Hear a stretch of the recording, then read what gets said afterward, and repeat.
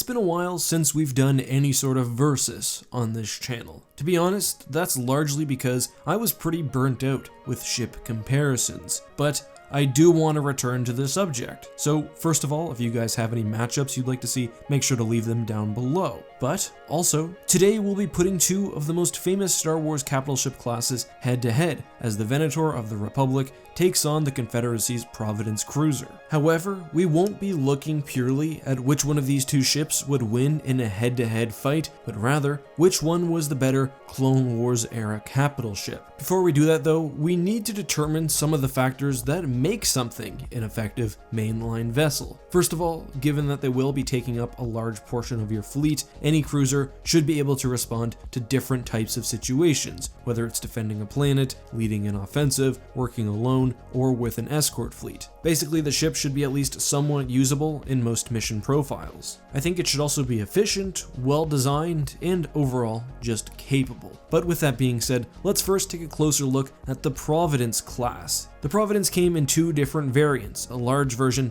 and a small version. However, we'll be sticking with the standard 1,088 meter long destroyer. The Providence had an impressive 14 quad turbo lasers, making it one of the most offensively minded capital ships created during the Clone Wars. Alongside that were a pair of heavy ion cannons, 34 dual laser cannons, and 12-point defense cannons for taking down starfighters, and during the Battle of Coruscant, we also see that at least some Providences were armed with broadside flak cannons. Add to that a sophisticated missile launch system, and you've got a nicely well-rounded cruiser. Talking about weapon placements, the point defense systems of the Providence were well situated across the entirety of the ship, providing fairly good coverage, while turbo lasers were split between flank and forward-facing guns. Defensively, from a structural standpoint, the Providence had less obvious weaknesses when compared with the Star Destroyer. Although it does have the tower near the rear of the ship, the bridge itself was situated near the ship's bulk and was fairly well protected. The destruction of the so-called Wizard's Tower would not be fatal to the operation of the ship. Because of the way the ship sort of tapers out near the back and the placement of the guns, the Providence was also effective at fighting enemies directly in front of it or at its broadsides. Another really positive aspect of the ship was its modularity. On the extreme end, we saw what the Rebel Alliance did with an old Providence, completely changing it and making the Rebel one. The Invisible Hand also opted for more hangar space, while the standard Providence would have instead had extra reactors. I think having your mainline vessel be easily customizable is a very nice benefit to the Navy. You can have a fleet of 3 Providences, one having extra turbo lasers, another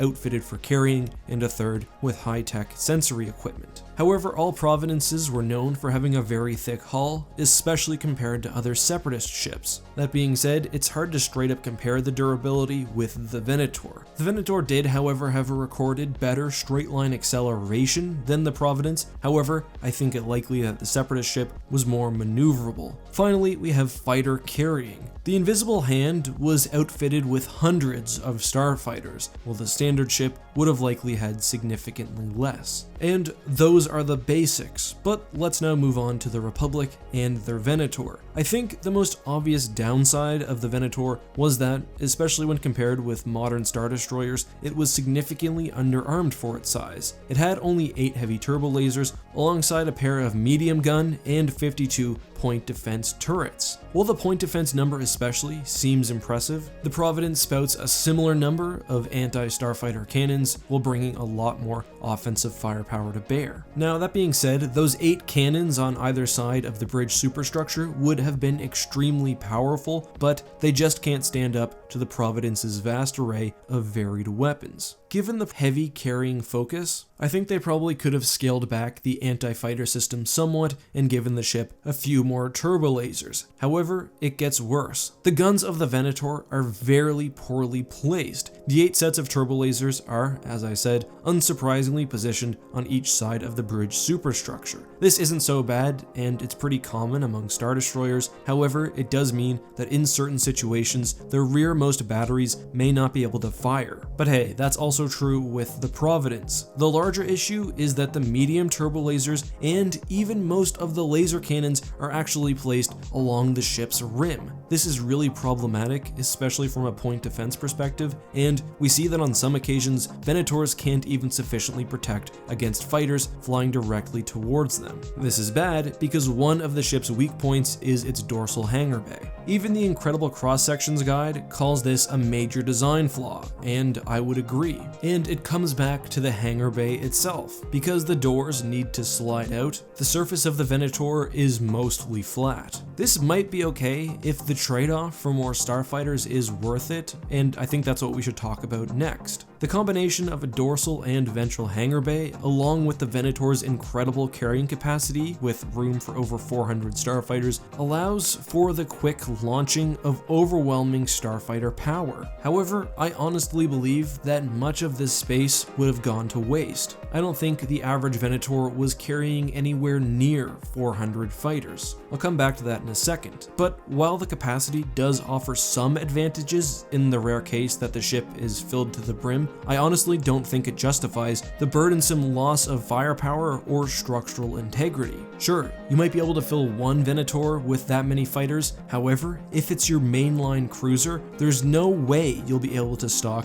that many starfighters. This means that your fleet-wide carrying capacity vastly outweighs the available resources, and you've just got empty space. I think the Venator of the Republic would have been much more well-served if it perhaps halved the hangar space, and either minimized the size of the dorsal hangars or just remove them altogether. It would have been nice if, like the Providence, the Venator was heavily configurable, but instead, the Republic more or less just used the Victory in that role. I also think it's important to note that the Starship of the Galaxy Guide specifically recognizes that with anywhere near a full complement of fighters, the Venator was seriously limited. This was due to a lack of cargo space, which would have been needed for parts to repair or replace fighters. So fully loaded Venators had to stick near friendly worlds and were typically relegated to the core. That's a real shame because one of the Venator's best aspects is its very fast Class 1 hyperdrive. Having each one of your ships faster than the enemy, and the Providence had only a 1.5, always gives the Republic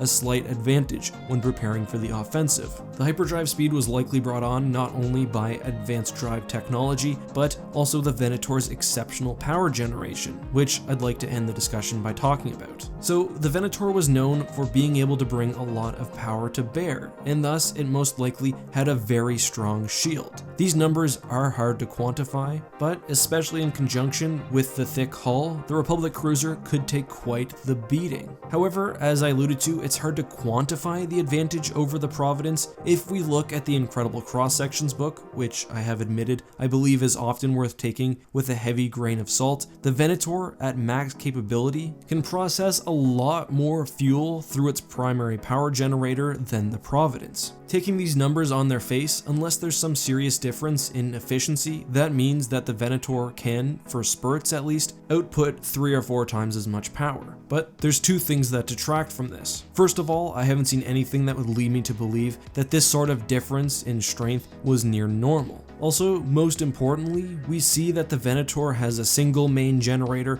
and then secondary reactors on its wings. The Providence, on the other hand, has several main reactors. So where does this bring us? Well, the Venator probably had a stronger shield, which worked well with its role as a carrier. But which one is the better frontline, mainline capital ship? I think it's clearly the Providence. It's modular, heavily customizable, it has more weapons and a more realistic starfighter complement, and in my opinion it has less obvious design flaws, and I didn't even mention the Venator's towering bridge, which just asks to be shot. Overall though, I do think the Venator also worked really effectively, but it would have been nice if the ship was either more heavily geared towards anti-capital ship warfare, or if it was used primarily just as a carrier. That being said, I think it's interesting that the Venator probably would have made a fairly effective CIS capital ship. The Confederacy had mostly weak vessels, so something smaller than a Lucrehulk which could transport vast amounts of fire while taking damage, I think would have been quite quite nice for their navy. But of course, this is all just my opinion. Which one of these two ships do you prefer, and which one do you think is the better Clone Wars era capital ship? Does the Providence's vast array of weapons, including a sophisticated missile launching system, give it an edge? Or does the Venator's better power generation and higher fighter capacity give it the edge? Don't only let me know in the comments, but also vote in the upper right hand corner. No question of the day today because this video is going long, but feel free to leave any question you'd like me to answer next time with the hashtag AskEck down in the comments. Anyway guys, this has been EckhartsLadder. As always, may the Force be with you.